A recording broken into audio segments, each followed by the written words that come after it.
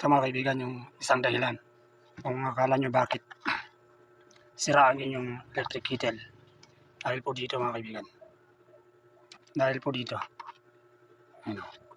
Nakikita nyo po yung dalawa na ito. Ito. Nasaka ito. Ito. Yan po yung connector. Yan yung ito. Yung magkabila na ito. Ito. Saka ito. Yan yun. Dalawa na yan. Kapag yan ay hindi dumikit. Dito mga kaibigan. Dyan. Dito sa dalawang bilog na ito. Ito. Saka ito. Ay akala nyo sira na yung electric kettle kasi hindi dumidikit dyan. Ang gawin nyo po kapag ito ay subukan nyo po iangat ito. Sumpitin nyo lang po yan. Hanap po kayo ng isang bagay na kayang lumusod dyan sa uwang na yan, sa pagitan yan. Hanap po kayo ng isang bagay na pwedeng lumusod. Angat nyo lang po ng ganito. Angat nyo lang ng ganyan. Ganun din sa isa. Angat nyo lang. Ganun lang mga kaibigan.